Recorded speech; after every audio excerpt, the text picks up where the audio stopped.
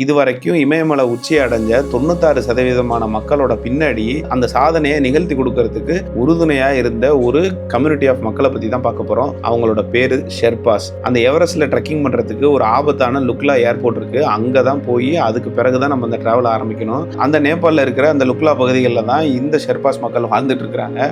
அங்க கடல் மட்டத்தில் இருக்கிற ஆக்சிஜன் லெவலை விட அங்க பாதி அளவு தான் இருக்குமா. சாமானியர்களால அங்க மூச்சு விடுறது ரொம்ப கஷ்டம். அங்க ஷெர்பாஸ் ரொம்ப சர்வ சாதாரணமா அவங்க மூச்சு விடுறாங்க. ஏன்னு அவங்கள ஆராய்ச்சி பண்ணி பார்க்கும்போது பரம்பரையா அவங்க அங்கேயே வாழ்ந்துட்டு வர்றதுனால அவங்க ரத்தத்தில் இருக்கிற ஹியூமோகுளோபினை நம்மளை விட அதிகமான ஆக்சிஜனை அது ஹோல்டு பண்ணி வச்சுக்குதான். அதனால ஆக்சிஜன் எவ்வளவு குறைவா இருந்தாலும் அவங்களால அங்க ஈஸியா நம்மளை விட சர்வே பண்ண முடியுது அப்படின்னு சொல்றாங்க.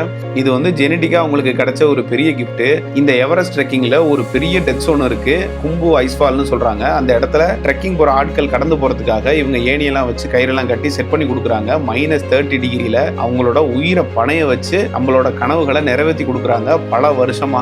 இந்த ஷெர்பாஸ் மக்களோட வாழ்க்கை முறையில இருந்து ஒரு முக்கியமான விஷயத்தை எடுத்து பேசலாம்னு நினைக்கிறேன். எந்த அங்கீகாரத்தையும் எதிர்பார்க்காம உண்மையான மக்கள் சில பேர் வேலை பார்த்துருப்பாங்க. அது பார்த்தா நமக்கு தெரியவே தெரியாது. இது மாதிரியான ஒரு இன்னரா நமக்குள்ள ஒரு சூப்பர் ஸ்டேட் இருக்கு. அவங்களுக்கு அதுல இருந்து என்னதான் கிடைச்சிருக்கும் அப்படின்னு உங்களால யோசிக்க முடியுதா?